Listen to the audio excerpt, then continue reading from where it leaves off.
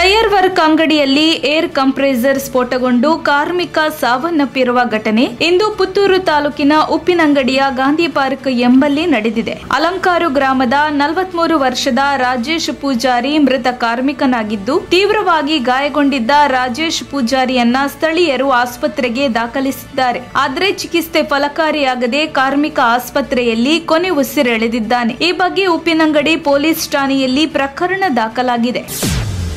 Selena Gomez ಮತ್ತು ರೆಮಾ ಅವರ ಹಾಡು ಈ ಹಿಂದೆ ವೈರಲ್ ಆಗಿದ್ದನ್ನು ನೋಡಿದ್ದೀರಿ. ಈ ಹಾಡಿಗೆ ಬಾಸ್ಕೆಟ್ ಬಾಲ್ ಆಡುತ್ತಾ ಇಬ್ಬರು ಯುವಕರು ತಬಲಾ ನುಡಿಸುತ್ತಿದ್ದರು. ಆಫ್ರಿಕಾದ ಮಸಕಾ ಕಿಡ್ಸ್ ಆಫ್ರಿಕಾನ ಇನ್ಸ್ಟಾಗ್ರಾಂ ಪುಟವು ಇದೀಗ ಈ ವಿಡಿಯೋ ಹಂಚಿಕೊಂಡಿದೆ. ಈಗ ಈ ಮೂವರು ಮಕ್ಕಳು ಕಾಮ್ ಡೌನ್ ಹಾಡಿಗೆ ನರ್ತಿಸುವಾಗ ಅವರ ಮುಖದಲ್ಲಿ ಉಕ್ಕುತ್ತಿರುವ ಸಂತೋಷ ಗಮನಿಸಿ ಇನ್ಸ್ಟಾಗ್ರಾಂ ಖಾತೆದಾರರಂತೂ ಥ್ರಿಲ್ಲಿಗೆ ಒಳಗಾಗಿದ್ದಾರೆ. ಇವರ ಪ್ರತಿಭೆಯನ್ನು ಕೊಂಡಾಡಿದ್ದಾರೆ. ನಮ್ಮ ಇಡೀ ದಿನ ನಿಮ್ಮಿಂದಾಗಿ ಖುಷಿ ಮತ್ತು ಉತ್ಸಾಹದಿಂದ ಕೂಡಿದೆ ಎಂದಿದ್ದಾರೆ.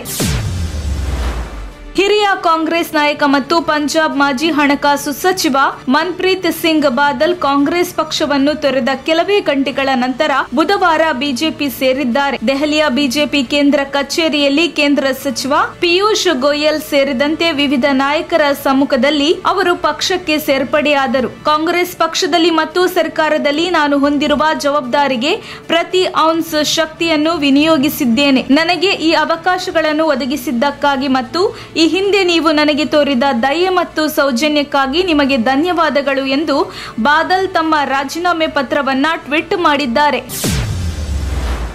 ಭಾರತ್ ಜೋಡೋ ಸಂಬಂಧಿತ ಪತ್ರಿಕಾಗೋಷ್ಠಿಯಲ್ಲಿ ರಾಹುಲ್ ಗಾಂಧಿ ಬಡವರು ಬಡವರಾಗುತ್ತಾನೆ ಹೋಗುತ್ತಾರೆ, ಶ್ರೀಮಂತರು ಶ್ರೀಮಂತರಾಗುತ್ತಿದ್ದಾರೆ, ಇದಕ್ಕೆ ಕಾಂಗ್ರೆಸ್ ಏನಾದರೂ ಮಾಡುವುದೇ ಎಂಬ ಪತ್ರಕರ್ತರ ಪ್ರಶ್ನೆಗೆ ಉತ್ತರಿಸಿದ ರಾಹುಲ್ ಗಾಂಧಿ, ನಮ್ಮ ಸರ್ಕಾರ 20 ಕೋಟಿ ಜನರನ್ನ ಬಡತನದಿಂದ ರಕ್ಷಿಸಿತ್ತು. ಈಗ 20 ಕೋಟಿ ಜನರನ್ನ ನರೇಂದ್ರ ಮೋದಿ ಮತ್ತೆ ಬಡತನಕ್ಕೆ ತಳ್ಳಿದ್ದಾರೆ. ನಮ್ಮ ಧ್ಯೇಯ ಭಾರತವನ್ನ ಬಡತನದಿಂದ ಮುಕ್ತಗೊಳಿಸುವುದಾಗಿದೆ. ಬಹುಜನ ಅಧಿಕಾರವಾಗಲಿ, ಜಾಮೀನು ಹಕ್ಕುಗಳಿಗೆ ಸಂಬಂಧಿಸಿದ ಬಿಲ್ಲುಗಳಾಗಲಿ ಇದನ್ನೆಲ್ಲ ಸಂರಕ್ಷಿಸಿ ಈ ಭಾರತವನ್ನ ಮುನ್ನಡೆಸುವುದಕ್ಕೆ ನಾವು ಬದ್ಧರಾಗಿದ್ದೇವೆ ಎಂದಿದ್ದಾರೆ.